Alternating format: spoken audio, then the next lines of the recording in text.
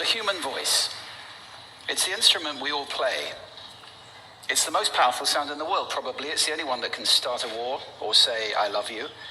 And yet many people have the experience that when they speak, people don't listen to them. Why is that? How can we speak powerfully to make change in the world? What I'd like to suggest, there are a number of habits that we need to move away from. I've assembled for your pleasure here 7 deadly sins of speaking. I'm not pretending this is an exhaustive list, but these 7, I think, are pretty large. Habits that we can all fall into. First, gossip. Speaking ill of somebody who's not present. Not a nice habit, and we know perfectly well the person gossiping 5 minutes later will be gossiping about us. Second, judging.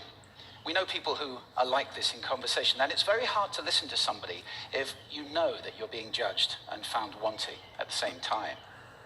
Third, negativity. You can fall into this. My mother, in the last years of her life, became very, very negative, and it's hard to listen. I remember one day I said to her, it's October the 1st today, and she said, I know, isn't it dreadful? It's hard to listen when somebody's that negative. And another form of negativity, complaining. Well, this is the national art of the UK. It's our national sport. We complain about the weather, about sport, about politics, about everything. But actually complaining is viral misery. It's not spreading sunshine and lightness in the world. Excuses. We've all met this guy. Maybe we've all been this guy. Some people have a blame thrower. They just pass it on to everybody else and don't take responsibility for their actions. And again, hard to listen to somebody who's being like that. Penultimate, the 6th of the 7, embroidery, exaggeration.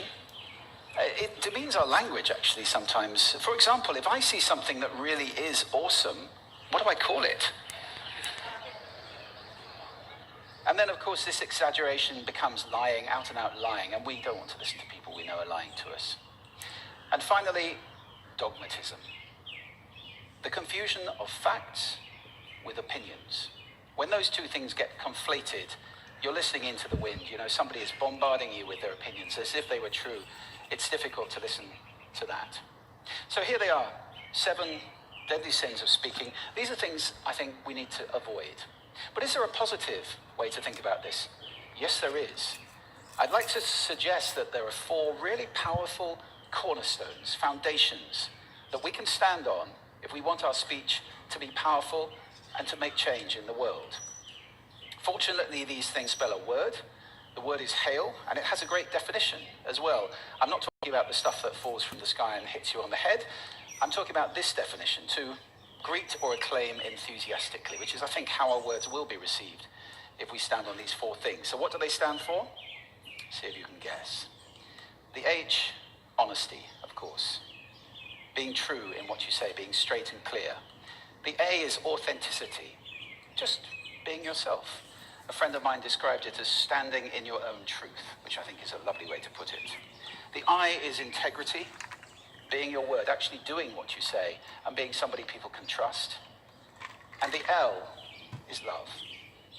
I don't mean romantic love, but I do mean wishing people well. For 2 reasons. First of all, I think absolute honesty may not be what we want. I mean, my goodness, you look ugly this morning. Perhaps that's not necessary.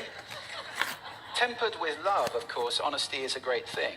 But also, if you're really wishing somebody well, it's very hard to judge them at the same time. I'm not even sure you can do those 2 things simultaneously.